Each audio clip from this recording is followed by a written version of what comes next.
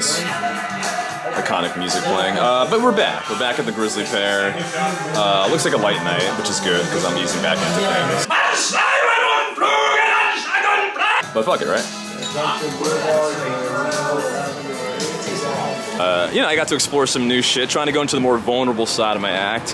When I was around 7 or 8, my mom's ex-boyfriend kicked me in the chest, straight into a wall.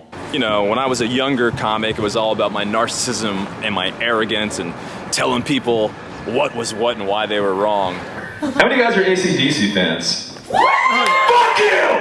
And, you know, talking about childhood abuse, I think the people are actually digging. So, we'll see how it goes. Gonna do another set. And, yeah, New York City is the gift that keeps on giving. Yeah, I'm doing TikTok content in New York. I'm not ashamed. What a fucking future we live in, just talking to ourselves. Because no one talks to each other. No one talks, well, no one talks to me. I think that's probably more the problem.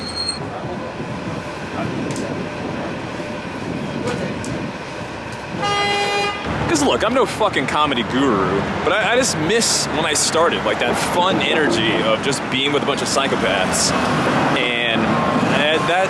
And that's like a reflection of the world at large right now. I think everyone's kind of like cautious and playing things safe, but yeah, I mean, yeah, what's up, dude? Yeah, I just miss the craziness. I miss just like the camaraderie and the energy, but I don't know, maybe at 37 in 2024, there ain't that. Maybe. I don't know. Let's see. All right, here we go. KGB bar, how about it?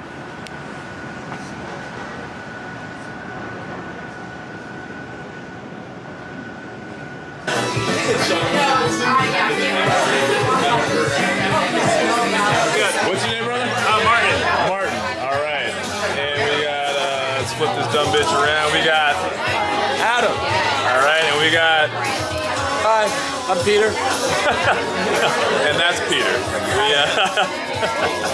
We're at this packed music comedy. All these people are fucking awesome. That's a poet. What's up, poet? How you doing? Are you a poet or a musician? Yes. Right on. Hello. Duval. I'm making a documentary about my depression.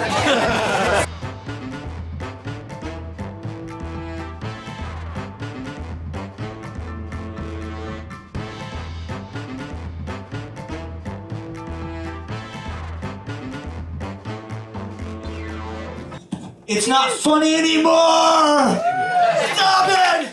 Can we get Duval Culpepper to the stage? Give it up for Duval Culpepper.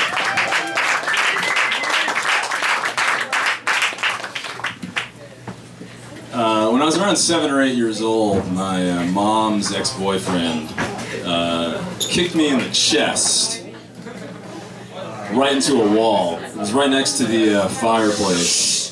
Talking about child abuse here, guys.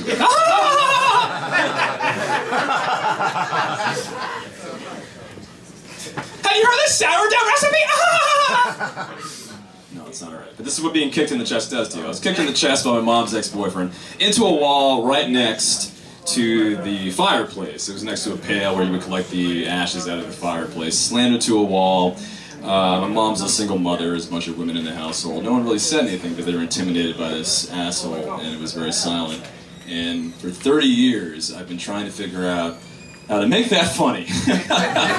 Trying to figure out how to extract a chortle out of that kick in the chest. And I think I finally figured it out, because that same asshole, he brought me to see Terminator 2 with my mom. I was, you know, fucking 7 years old. He said, here's a good family function, let's go see Terminator 2!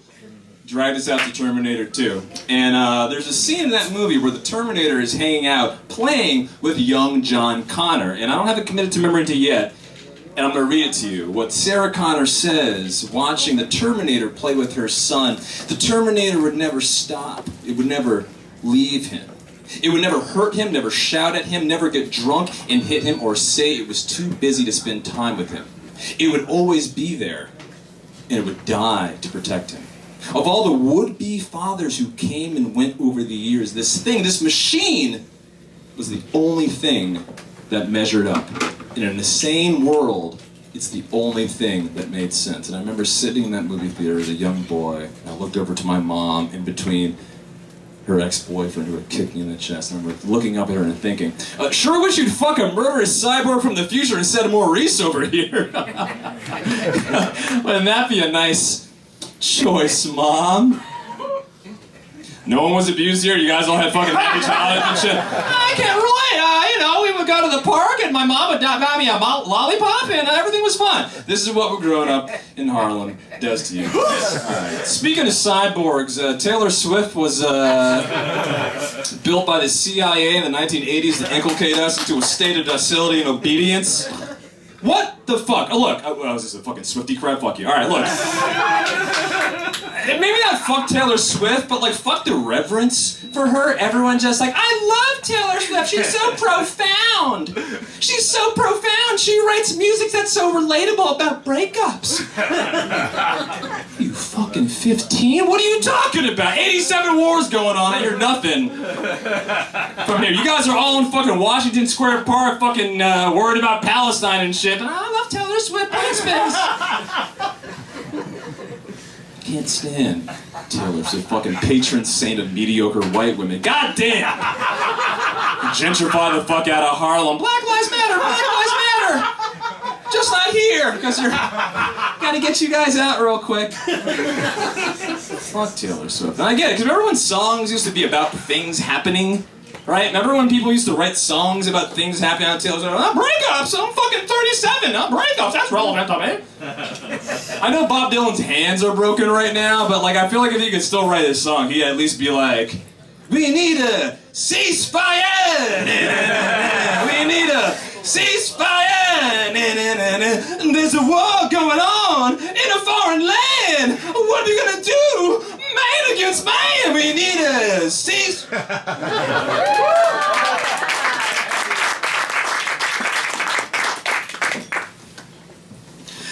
That was all I was set up to do a Bob Dylan impression. Now look guys, I wrote a book, it's called How to Manage Your Girlfriend's White Guilt and Other Horrifying Tales of Rich White Liberals. Why are you looking at me? I'm not white. What do you identify as? I'm just curious. I just happened to catch a glance at you and she was furious that I read the title of my... Are you going to buy my book? Do you want me to sign it? I got a copy in my bag. What's your book? And this... Are you dating anyone right now? Because you seem like a delight! Holy shit. Make eye contact trying to connect with somebody. Why are you looking at me? I wrote a book because it was inspired by a date I went on with this delight, right? This fucking, one of these girls from Ohio who took an African American Studies course 4 years ago, learned about racism for the first time. Moved to the big city, ready to solve the racial problems her parents created in the first place, one of these delights. And we're out to dinner, right? And she's like, now I want to let you know I'm having a really good time today. I'm having a really good time, but I just want to let you know that I acknowledge and I apologize for my white privilege. I was like, you what? She's like, my white privilege, because my skin color, statistically, I'm going to be more successful than you are. I was like, is that what I'm paying for this $137 dinner? Where's your white privilege start? In my wallet. End. Was it the eye contact? Was the title of my book? I'm fascinated. I mean, it's inspired by a New York mag. Alright, well, hey, look, guys, you covered a lot of territory here. Maybe you were more into me getting kicked in the chest as a child. I've worked with better, but not many. Yes, I'm aware how good looking I am. Thank you, guys!